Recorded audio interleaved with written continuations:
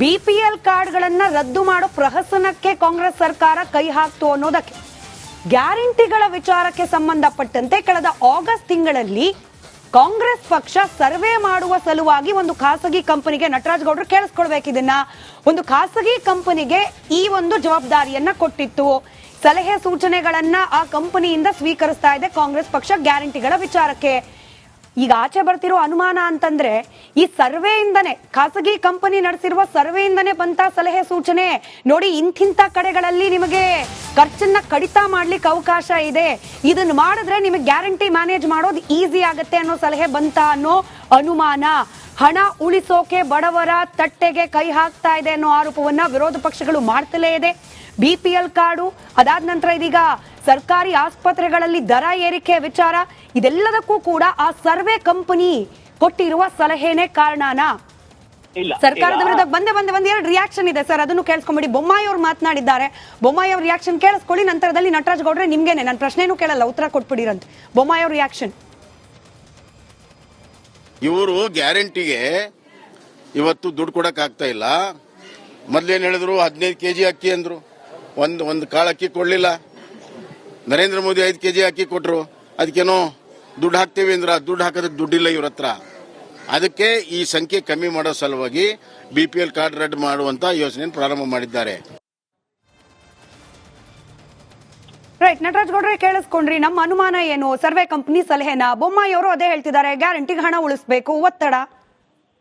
ಈಗ ನೋಡಿ, ಕೇಂದ್ರ ಸರ್ಕಾರದ ಕೆಲವು ನಿರ್ದೇಶನಗಳು, ನಿಯಮಗಳ ಪ್ರಕಾರ 5,80,00,000 ಬಿಪಿಎಲ್ ಕಾರ್ಡ್ಗಳು ಇವಾಗ ಅನರ್ಹ ಅಂತ ಒಂದು ಏರ್ ಮಾರ್ಕ್ ಮಾಡಿದ್ದಾರೆ ಕೇಂದ್ರ ಬಿಜೆಪಿ ಸರ್ಕಾರ.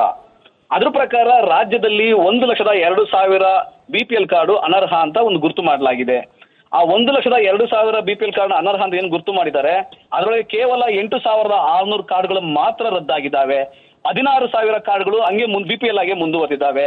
59,000 ಕಾರ್ಡ್ಗಳನ್ನ ಎಪಿಎಲ್ ಆಗಿ ಪರಿವರ್ತನೆ ಮಾಡಲಾಗಿದೆ. ಮಾನ್ಯ ಮುಖ್ಯಮಂತ್ರಿಗಳು ಸ್ಪಷ್ಟವಾಗಿ ನಿರ್ದೇಶನ ಕೊಟ್ಟಿದ್ದಾರೆ, ಯಾವುದೇ ಒಂದು ಬಿಪಿಎಲ್ ಕಾರ್ಡ್ ಅರ್ಹರು ಆಚೆ ಹೋದ್ರೆ ಅದನ್ನ ಬಿಡಬೇಡಿ, ಅವ್ರಿಗೆ ಮತ್ತೆ ಅದನ್ನ ಮುಂದುವರಿಸಿ ಅಂತ ಹೇಳಿದ್ದಾರೆ. ಹಿಂಗಾಗಿ ರಾಜ್ಯದಲ್ಲಿ ರಾಜ್ಯ ಸರ್ಕಾರ ಇದನ್ನ ತೀರ್ಮಾನ ಮಾಡಿದ್ದಲ್ಲ. ಕೇಂದ್ರ ಸರ್ಕಾರದ ನಿಯಮಾನುವಳಿಗಳ ಪ್ರಕಾರ ಇಡೀ ದೇಶದಲ್ಲಿ ಆಗ್ತಾ ಇರತಕ್ಕ ಪ್ರಕ್ರಿಯೆ.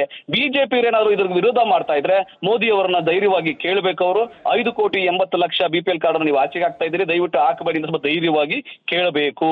ಇದು ನಮ್ಮ ಆಗ್ರಹ ಇದೆ.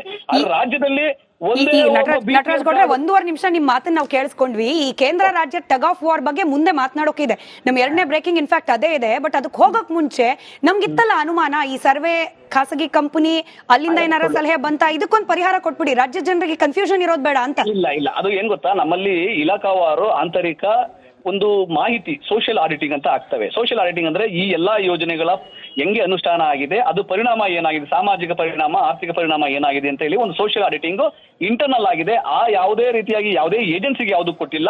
ಇಂಟರ್ನಲ್ ಆಡಿಟ್ ಪ್ರಕಾರ ಈ ಅನುಷ್ಠಾನ ಚೆನ್ನಾಗಿ ಆಗ್ತಾ ಇದೆ, 98% ಚೆನ್ನಾಗಿದೆ, ಇನ್ನೂ 2% ಇನ್ನೂ ಚೆನ್ನಾಗಿ ಆಗಬೇಕು. ಆ ತರ ನಮ್ಗೆ ಸಲಹೆಗಳು ಬಂದಿದ್ದಾವೆ. ಆ ಸಲಹೆಗಳನ್ನ ನಾವು ಗ್ಯಾರಂಟಿ ಅನುಷ್ಠಾನ ಸಮಿತಿ ಅಂತಾನೆ ಮಾಡಿದ್ದಾರೆ, ಅದನ್ನ ಎಚ್ ಎಂ ರೇವಣ್ಣ ಅವರು ಹೆಡ್ ಮಾಡ್ತಾ ಇದ್ದಾರೆ. ಆ ಮುಖಾಂತರ ಇನ್ನೂ ಚೆನ್ನಾಗಿ ಪರಿಣಾಮಕಾರಿಯಾಗಿ ಗ್ಯಾರಂಟಿ ಯೋಜನೆಗಳ ಅನುಷ್ಠಾನ ಮಾಡ್ತೀವಿ. ಯಾವುದೇ ಗ್ಯಾರಂಟಿ ಯೋಜನೆಗಳು ನಿಲ್ಲಲ್ಲ, ತೊಂದರೆಗೆ ಒಳಗಾಗಲ್ಲ. ಕೇಂದ್ರ ಸರ್ಕಾರ ರಾಜ್ಯಕ್ಕೆ ಎಷ್ಟೇ ಆರ್ಥಿಕ ಅನ್ಯಾಯ ಮಾಡಿದ್ರು ಕೂಡ ನಮ್ಮ ಸರ್ಕಾರ ಆ ಯೋಜನೆಗಳನ್ನ ಮುಂದುವರಿಸ್ತದೆ. ಇದಕ್ಕೂ ಮತ್ತೆ ಬೇರೆ ಆಗ್ತಾ ಇರ್ತಕ್ಕಂಥ ಪರಿಷ್ಕರಣೆಗೂ ಸಂಬಂಧ ಇಲ್ಲ. ಇವತ್ತೇನು ಬಿಪಿಎಲ್ ಕಾರ್ಡ್ಗಳು ರದ್ದಾಗ್ತಾ ಇದಾವೆ, ಇದು ಕೇಂದ್ರ ಸರ್ಕಾರದ ನಿಯಮಗಳು, ಅದರ ನಿರ್ದೇಶನಗಳು. ಈಗ ಈ ಬಿಪಿಎಲ್ ಕಾರ್ಡ್ಗಳನ್ನ ರದ್ದು ಮಾಡೋ ಪ್ರಹಸನಕ್ಕೆ ಕಾಂಗ್ರೆಸ್ ಸರ್ಕಾರ ಕೈ ಹಾಕ್ತು ಅನ್ನೋದಕ್ಕೆ ಗ್ಯಾರಂಟಿಗಳ ವಿಚಾರಕ್ಕೆ ಸಂಬಂಧಪಟ್ಟಂತೆ ಕಳೆದ ಆಗಸ್ಟ್ ತಿಂಗಳಲ್ಲಿ ಕಾಂಗ್ರೆಸ್ ಪಕ್ಷ ಸರ್ವೆ ಮಾಡುವ ಸಲುವಾಗಿ ಒಂದು ಖಾಸಗಿ ಕಂಪನಿಗೆ, ನಟರಾಜ್ ಗೌಡ್ರು ಕೇಳಿಸ್ಕೊಳ್ಬೇಕು ಇದನ್ನ, ಒಂದು ಖಾಸಗಿ ಕಂಪನಿಗೆ ಈ ಒಂದು ಜವಾಬ್ದಾರಿಯನ್ನ ಕೊಟ್ಟಿತ್ತು.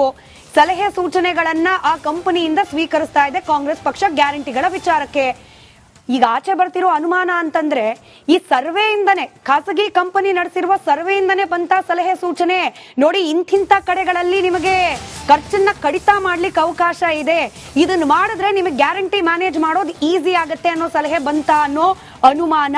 ಹಣ ಉಳಿಸೋಕೆ ಬಡವರ ತಟ್ಟೆಗೆ ಕೈ ಹಾಕ್ತಾ ಇದೆ ಅನ್ನೋ ಆರೋಪವನ್ನ ವಿರೋಧ ಪಕ್ಷಗಳು ಮಾಡ್ತಲೇ ಇದೆ.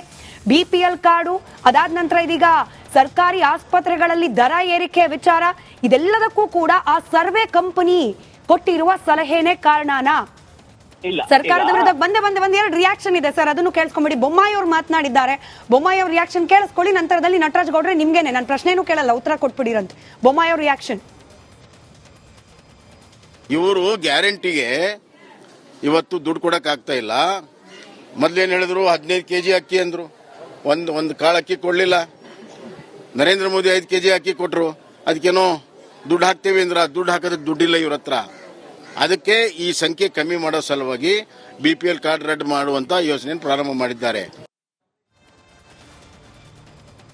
ರೈಟ್, ನಟರಾಜ್ ಗೌಡ್ರೆ ಕೇಳಿಸ್ಕೊಂಡ್ರಿ. ನಮ್ಮ ಅನುಮಾನ ಏನು? Survey company ಸಲಹೆನಾ? ಬೊಮ್ಮಾಯಿ ಅವರು ಅದೇ ಹೇಳ್ತಿದ್ದಾರೆ, ಗ್ಯಾರಂಟಿಗೆ ಹಣ ಉಳಿಸಬೇಕು, ಒತ್ತಡ. ಈಗ ನೋಡಿ, ಕೇಂದ್ರ ಸರ್ಕಾರದ ಕೆಲವು ನಿರ್ದೇಶನಗಳು, ನಿಯಮಗಳ ಪ್ರಕಾರ 5,80,00,000 BPL ಕಾರ್ಡ್ಗಳು ಇವಾಗ ಅನರ್ಹ ಅಂತ ಒಂದು ಏರ್ ಮಾರ್ಕ್ ಮಾಡಿದ್ದಾರೆ ಕೇಂದ್ರ ಬಿಜೆಪಿ ಸರ್ಕಾರ. ಅದ್ರ ಪ್ರಕಾರ ರಾಜ್ಯದಲ್ಲಿ 1,02,000 BPL ಕಾರ್ಡು ಅನರ್ಹ ಅಂತ ಒಂದು ಗುರುತು ಮಾಡಲಾಗಿದೆ. ಆ 1,02,000 BPL ಕಾರ್ಡ್ ಅನರ್ಹ ಅಂತ ಏನು ಗುರುತು ಮಾಡಿದ್ದಾರೆ, ಅದರೊಳಗೆ ಕೇವಲ 8,600 ಕಾರ್ಡ್ಗಳು ಮಾತ್ರ ರದ್ದಾಗಿದ್ದಾವೆ. 16,000 ಕಾರ್ಡ್ಗಳು ಹಂಗೆ BPL ಆಗಿ ಮುಂದುವರೆದಿದ್ದಾವೆ. 59,000 ಕಾರ್ಡ್ಗಳನ್ನ APL ಆಗಿ ಪರಿವರ್ತನೆ ಮಾಡಲಾಗಿದೆ. ಮಾನ್ಯ ಮುಖ್ಯಮಂತ್ರಿಗಳು ಸ್ಪಷ್ಟವಾಗಿ ನಿರ್ದೇಶನ ಕೊಟ್ಟಿದ್ದಾರೆ, ಯಾವುದೇ ಒಂದು BPL ಕಾರ್ಡ್ ಅರ್ಹರು ಆಚೆ ಹೋದ್ರೆ ಅದನ್ನು ಬಿಡಬೇಡಿ, ಅವ್ರಿಗೆ ಮತ್ತೆ ಅದನ್ನ ಮುಂದುವರಿಸಿ ಅಂತ ಹೇಳಿದ್ದಾರೆ. ಹಿಂಗಾಗಿ ರಾಜ್ಯದಲ್ಲಿ ರಾಜ್ಯ ಸರ್ಕಾರ ಇದನ್ನ ತೀರ್ಮಾನ ಮಾಡಿದ್ದಲ್ಲ. ಕೇಂದ್ರ ಸರ್ಕಾರದ ನಿಯಮಾನುವಳಿಗಳ ಪ್ರಕಾರ ಇಡೀ ದೇಶದಲ್ಲಿ ಆಗ್ತಾ ಇರತಕ್ಕ ಪ್ರಕ್ರಿಯೆ. ಬಿಜೆಪಿ ಏನಾದ್ರು ಇದ್ರ ವಿರೋಧ ಮಾಡ್ತಾ ಇದ್ರೆ ಮೋದಿ ಅವರನ್ನ ಧೈರ್ಯವಾಗಿ ಕೇಳಬೇಕು. ಅವರು 5,80,00,000 BPL ಕಾರ್ಡ್ ನೀವು ಆಚೆಗೆ ಹಾಕ್ತಾ ಇದ್ದೀರಿ, ದಯವಿಟ್ಟು ಹಾಕಬೇಡಿ ಅಂತ ಸ್ವಲ್ಪ ಧೈರ್ಯವಾಗಿ ಕೇಳಬೇಕು. ಇದು ನಮ್ಮ ಆಗ್ರಹ ಇದೆ.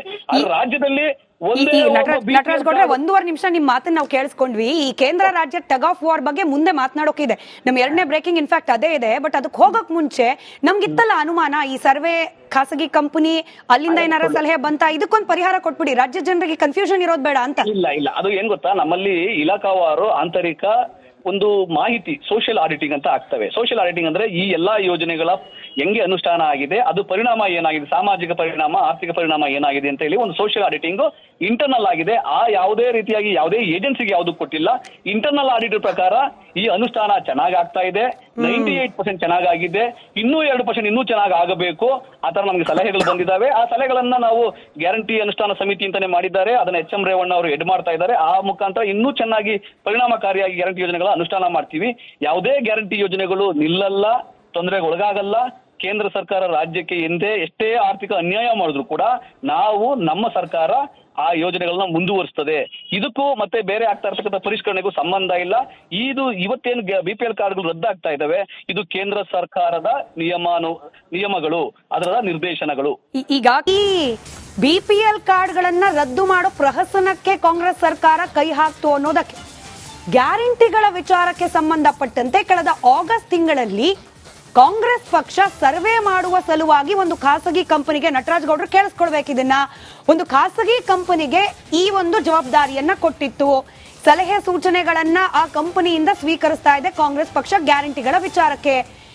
ಈಗ ಆಚೆ ಬರ್ತಿರೋ ಅನುಮಾನ ಅಂತಂದ್ರೆ ಈ ಸರ್ವೆಯಿಂದನೇ, ಖಾಸಗಿ ಕಂಪನಿ ನಡೆಸಿರುವ ಸರ್ವೆಯಿಂದನೇ ಬಂತ ಸಲಹೆ ಸೂಚನೆ. ನೋಡಿ, ಇಂತಿಂತ ಕಡೆಗಳಲ್ಲಿ ನಿಮಗೆ ಖರ್ಚನ್ನ ಕಡಿತ ಮಾಡ್ಲಿಕ್ಕೆ ಅವಕಾಶ ಇದೆ, ಇದನ್ನ ಮಾಡಿದ್ರೆ ನಿಮಗೆ ಗ್ಯಾರಂಟಿ ಮ್ಯಾನೇಜ್ ಮಾಡೋದು ಈಸಿ ಆಗತ್ತೆ ಅನ್ನೋ ಸಲಹೆ ಬಂತ ಅನ್ನೋ ಅನುಮಾನ. ಹಣ ಉಳಿಸೋಕೆ ಬಡವರ ತಟ್ಟೆಗೆ ಕೈ ಹಾಕ್ತಾ ಇದೆ ಅನ್ನೋ ಆರೋಪವನ್ನ ವಿರೋಧ ಪಕ್ಷಗಳು ಮಾಡ್ತಲೇ ಇದೆ. BPL ಕಾರ್ಡು, ಅದಾದ ನಂತರ ಇದೀಗ ಸರ್ಕಾರಿ ಆಸ್ಪತ್ರೆಗಳಲ್ಲಿ ದರ ಏರಿಕೆ ವಿಚಾರ, ಇದೆಲ್ಲದಕ್ಕೂ ಕೂಡ ಆ ಸರ್ವೆ ಕಂಪನಿ ಕೊಟ್ಟಿರುವ ಸಲಹೆನೇ ಕಾರಣನಾ? ಸರ್ಕಾರದ ವಿರುದ್ಧ ಒಂದ್ ಎರಡು ರಿಯಾಕ್ಷನ್ ಇದೆ ಸರ್, ಅದನ್ನು ಕೇಳಿಸ್ಕೊಂಬಿಡಿ. ಬೊಮ್ಮಾಯಿ ಅವರು ಮಾತನಾಡಿದ್ದಾರೆ, ಬೊಮ್ಮಾಯಿ ಅವ್ರ ರಿಯಾಕ್ಷನ್ ಕೇಳಿಸ್ಕೊಳ್ಳಿ. ನಂತರದಲ್ಲಿ ನಟರಾಜ್ ಗೌಡ್ರೆ ನಿಮ್ಗೇನೆ ನಾನು ಪ್ರಶ್ನೆನೂ ಕೇಳಲ್ಲ, ಉತ್ತರ ಕೊಟ್ಬಿಡಿರಂತೆ. ಬೊಮ್ಮಾಯಿ ಅವ್ರ ರಿಯಾಕ್ಷನ್. ಇವರು